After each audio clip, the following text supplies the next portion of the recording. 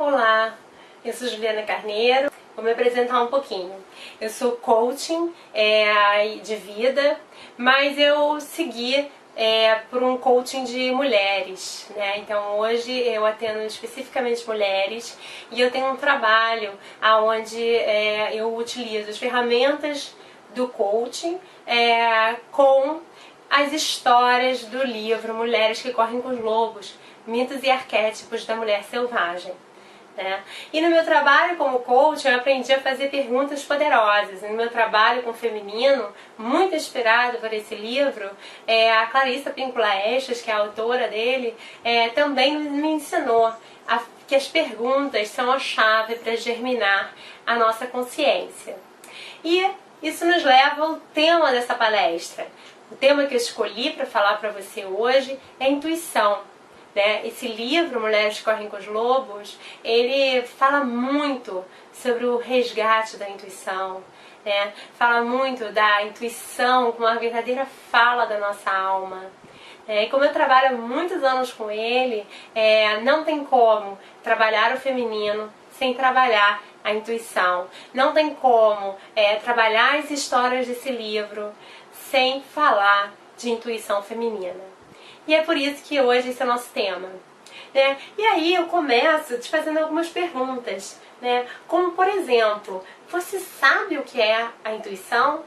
Porque a gente ouve muito falar sobre intuição, constantemente, mas ninguém nos ensina o que é a intuição, como que a gente faz para alimentar a nossa intuição, para dar vida à nossa intuição, como que a gente cria um relacionamento com ela. Então é sobre isso que nós vamos falar hoje. Para começar, eu vou te falar um pouco sobre o que é a intuição.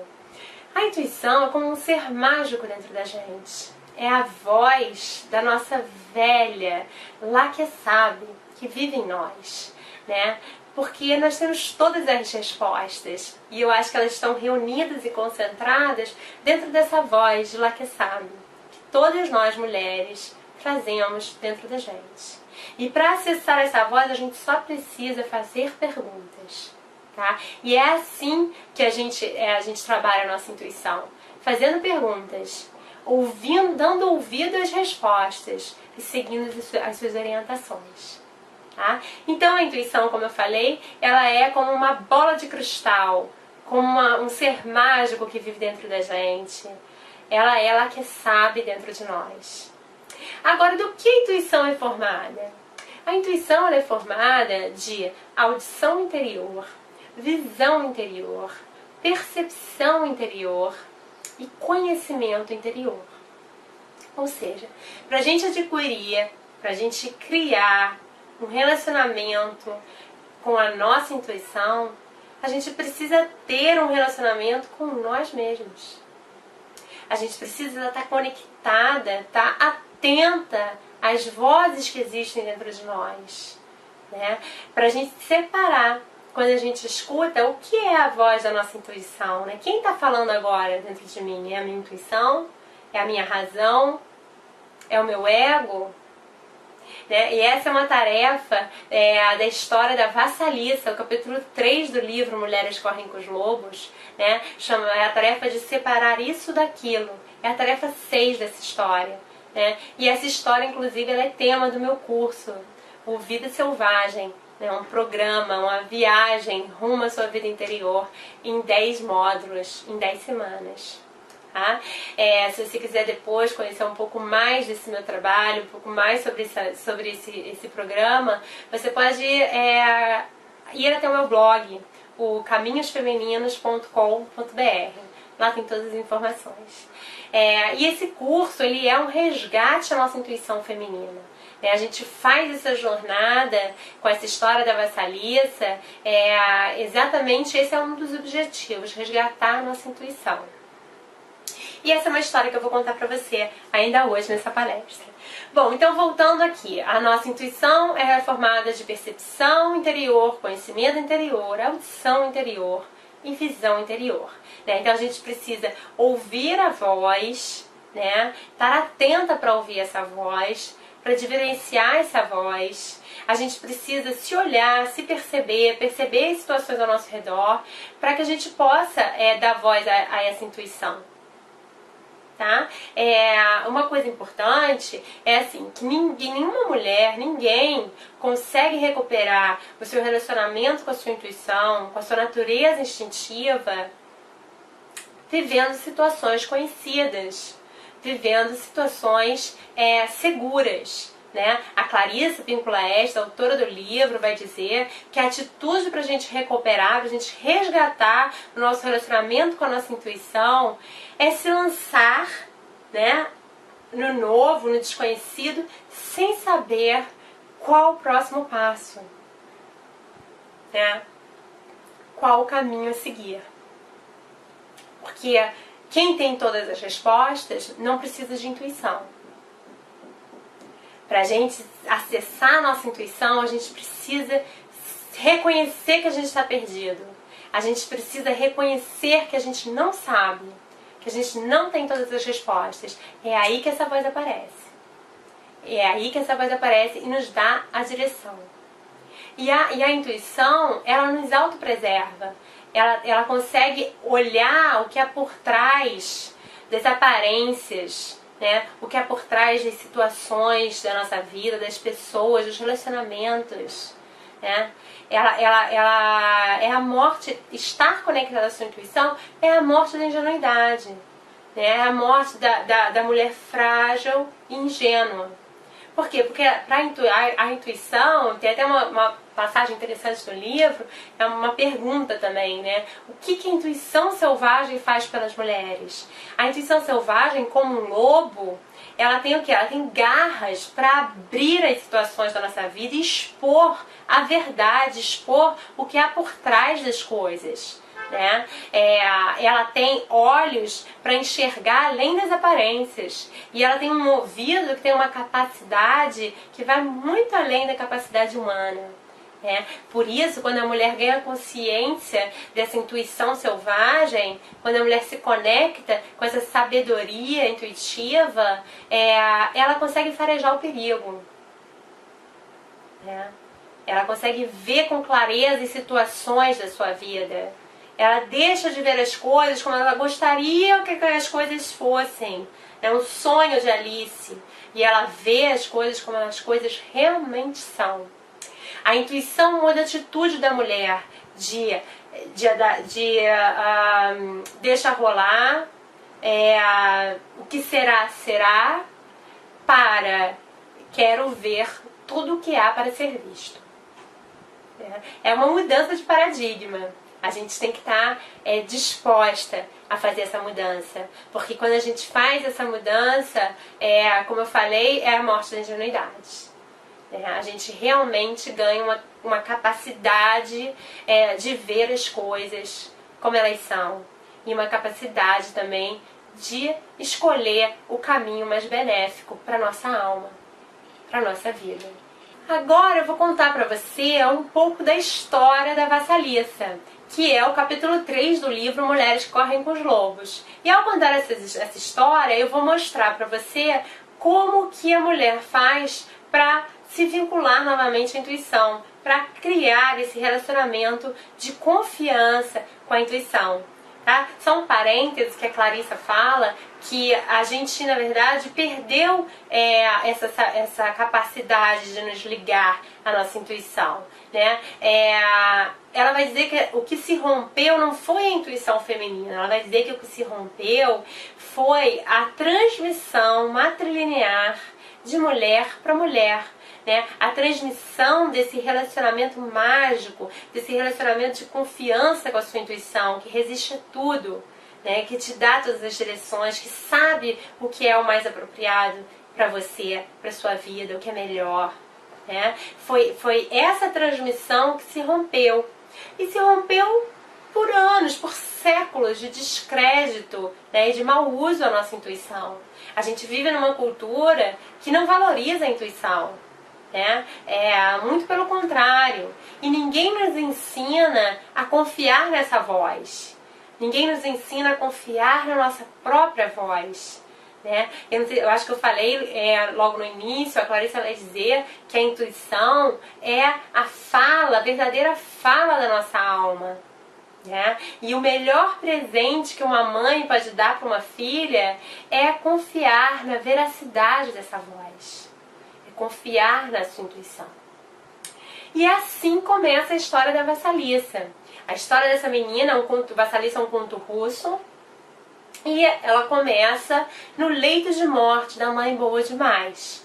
Essa mãe morre, mas antes de morrer, ela deixa como herança para a menina a transmissão da bênção da intuição, que, como eu falei no passado, era feita de mãe para filha, né? E ela deixa essa bênção como? Ela deixa de presente uma bonequinha para a menina. E ela diz para a menina o seguinte: minha filha, guarde essa boneca. Não conte pra ninguém, não mostre pra ninguém. Ela vai te ajudar. Você pode confiar nela. Sempre que você precisar, sempre que você estiver em perigo, você pede ajuda, que ela vai te ajudar. E ao fazer isso, o que a mãe da Vassalissa está fazendo? Ela está ensinando a menina a confiar na voz da sua intuição, a acreditar. Ela está ensinando a menina a fazer as perguntas. E assim essa mãe morre. E a menina sofre muito, o pai também, mas um tempo depois a vida do pai volta a florescer. Ele conhece uma mulher e casa-se com ela. E leva uma nova família para a casa de Vassalissa, a madrasta e 2 filhas. E aí a Vassalissa, ela cuida da casa, a madrasta transforma ela numa espécie de serva, né, de criada. E ela faz tudo, ela limpa para elas, ela faz a comida, ela cata a lenha, ela acende o fogo, e ela ainda é boa, e ela ainda é gentil. Mas nada disso é suficiente para aquela família. Nada disso é suficiente para que Vassalissa seja querida, para que Vassalissa seja amada, para que Vassalissa seja aceita. E isso toda essa atenção que é realizada por esses personagens da madrasta e das suas filhas mais, faz com que Vassalissa encare a floresta escura. Né? O fogo da casa dela se apaga e a madrasta diz para ela que ela é a única pessoa capaz da família de atravessar a floresta escura e buscar o fogo na casa da bruxa, da Biaga. Na verdade, esse era o plano da madrasta para se livrar de Vassalissa, porque ela tinha certeza que a menina não voltaria dessa jornada, que ela seria comida da bruxa. Né? Esse conto russo, né, eles acreditavam na época que essa história foi passada, eles viam a Baba Yaga como uma bruxa, né, que morava na floresta e comia criancinhas. E por isso a madrasta manda ela ir buscar o fogo lá. Ela faz com que o fogo se apague e depois manda a menina para essa aventura, achando que ela não vai voltar. E que assim ela vai ficar livre da Vassalissa. E a Vassalissa aceita, a Vassalissa topa o desafio. Né? Por que a Vassalissa topa o desafio? Porque aquela situação está tão insustentável para ela dentro daquela casa, né? Aquela vida dela, daquele velho selfie, tá tão massacrante, tá tão submissa, aquilo tá acabando com ela, aquilo tá apagando o fogo criador dela. Então ela aceita buscar o fogo, que na verdade o que ela está indo buscar é uma nova vida. É se conectar com um novo self, mais ligado aos conhecimentos interiores, mais ligado à sua sabedoria intuitiva. E por isso ela aceita fazer essa jornada. E é por isso que tantas nós, como Vassalissa, muitas vezes atravessamos a floresta escura. A floresta, ela simboliza o novo, o desconhecido na nossa vida. Essa atitude que eu falei lá atrás, que a Clarissa sugere como a atitude necessária para a gente recuperar o vínculo com a nossa intuição, que é a atitude de mergulhar sem saber qual o próximo passo. Isso é entrar na floresta escura, na nossa vida, no nosso cotidiano, dentro da megalópolis que a gente vive, das grandes cidades. Encarar a floresta escura é se lançar sem saber qual é o próximo passo. Né? Seria como, por exemplo, você pedir demissão de um emprego que não te faz feliz, né? Você conseguir se libertar de um relacionamento que apaga o seu fogo criador, que te oprime, né? Isso é atravessar a floresta escura, e a gente faz isso sem saber qual é o próximo passo. A gente pede demissão às vezes porque a gente não aguenta mais aquele emprego, ele também não nos alimenta, não nutre mais a nossa alma, mas a gente não sabe o que a gente vai fazer. A gente consegue dar fim a um relacionamento de repente opressor, mas a gente não sabe de repente aonde a gente vai viver, né? Com quem a gente vai morar se a gente sair dessa situação. Então, só alguns exemplos assim bem fortes, só para ficar claro o que seria entrar na floresta escura na nossa vida de mulheres modernas, de mulheres contemporâneas. Ok? Então, a Vassalissa entra na floresta, ou seja, ela aceita penetrar no local da iniciação, que é a floresta. E por que é a floresta? Porque na floresta escura, à noite, ela tem que confiar na voz da intuição dela. Ela tem que aprender a confiar nos sentidos, nos instintos dela para sobreviver. Ok? Então ela vai, e como é que ela faz? Ela não sabe o caminho, ela não está enxergando quase nada, ela segura a bonequinha e vai perguntando para a bonequinha: qual a direção eu devo tomar agora? Para que lado eu vou? Qual é o caminho? Essa é a casa que a gente está procurando? E a bonequinha vai guiando ela. Então, gente, como eu falei, como que a gente faz para alimentar a nossa intuição? Como a menina da história. Né? A gente faz as perguntas, a gente ouve as respostas e a gente segue as orientações da nossa intuição. Esse é o caminho para você restabelecer o seu vínculo com a sua sabedoria intuitiva. Ok? É assim que a gente dá vida à nossa intuição, dando atenção a ela. Você pode perceber que na história a menina, além de fazer as perguntas, ela também alimenta a boneca com um pedaço de pão. O pão aí simboliza a vida. E a vida na prática, na vida da mulher moderna, é esse ato de dar atenção, de dar ouvido a essa voz. Né? Há um momento no livro em que a Clarissa diz: de que vale uma voz sem um ouvido para ouvi-la. Né?